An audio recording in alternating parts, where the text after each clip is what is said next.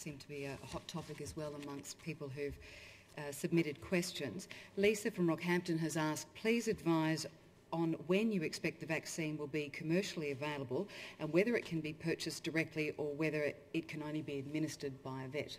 Rick, I guess you're the best person to speak about the development of the vaccine at the moment. Yeah. The vaccine is still under development. It's being done through the CSIRO at the Australian Animal Health Laboratory in Geelong, and the initial trials have been successful, but any vaccine requires a whole range of trials. We need to know that it's initially successful, but it needs to be successful over time. So my understanding is that the vaccine will be available commercially. They're looking at around about 2013, but it does depend on the efficacy trials. That is, that if you vaccinate your horse, you want the vaccine not only to be effective in a month's time, you want it to be effective probably in a year's time as well. So they've got to go through those trials. But also you need to be ensured that the vaccine is safe for horses, so it needs to be injected into horses for a period of time to check that it's safe. How it will be made available, well, that'll be up to the commercial partners within that vaccine development. There's a question here from Jeanette at Stockley. She wants to know why there's no government urgency to develop this vaccine, but clearly there is a process underway. There is. The government, the Australian and the Queensland governments have each contributed $300,000 to the vaccine development.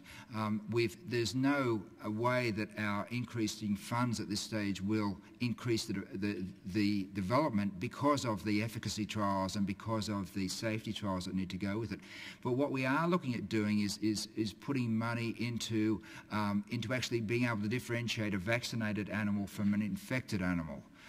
You can understand that if we get a horse that is positive after the vaccine is in, we need to know whether that's a positive because it has Hendra virus or a positive because it's been vaccinated. So we are putting money through the Hendra virus task force to look at ways of differentiating those two. Well, this question sort of relates to that. This is Awana from Summerhome, and her question is, at the moment all horses who recover from Hendra virus are still euthanased due to the risk of the virus re-emerging. So my question is, when the vaccination comes into use, how will a positive antibody blood test in a horse be distinguished from virus exposure or vaccination, given that horses can change hands without papers or medical histories?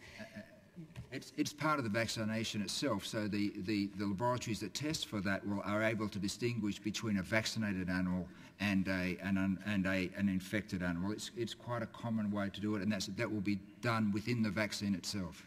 I guess, though, the vaccine isn't solely the answer, is it? Precaution is the most important thing here, isn't it, in terms of preventing the spread of this virus? It is. Vaccines, no matter how good they are, aren't 100% effective. And for various reasons, people won't always vaccinate their horses.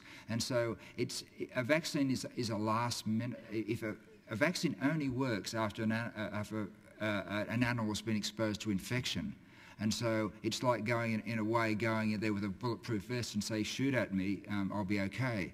The first part of that is about prevention.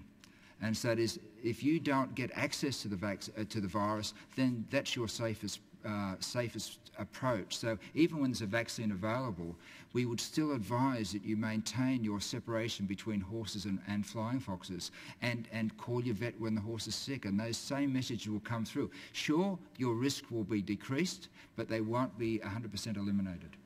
And Michael, I might ask you, is there likely to ever be a vaccine to protect humans against Hendra virus? There's no vaccine against Hendra virus currently available for humans either, but as we've heard, the key issue here is really protection of the horses, and so the vaccination of the livestock will be the prevention measure that we would want to see in place, and that will then stop the virus being available, if you like, or people being exposed to the virus. And then, of course, all those other measures that we talked about before in terms of prevention, so that we would still be suggesting, I suspect, to keep the water away from underneath the trees and all those things that Rick's gone through before.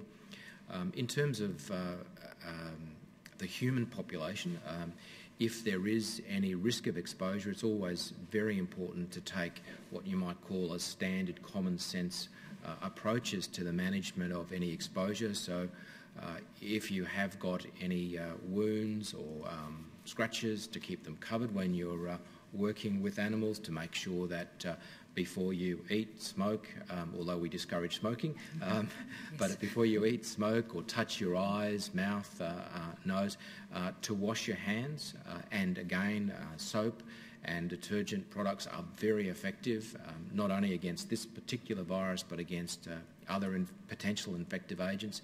If you haven't got those available, then even the wet ones or the hand gels are very effective and should be used.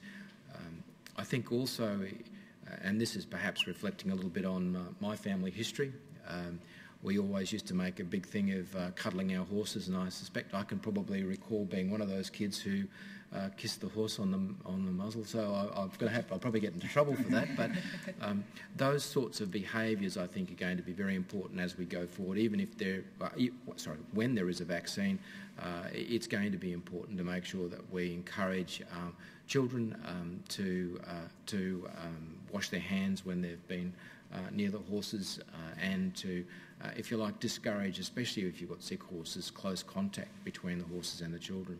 So they're the sort of general things that I think are going to be very important as we go forward.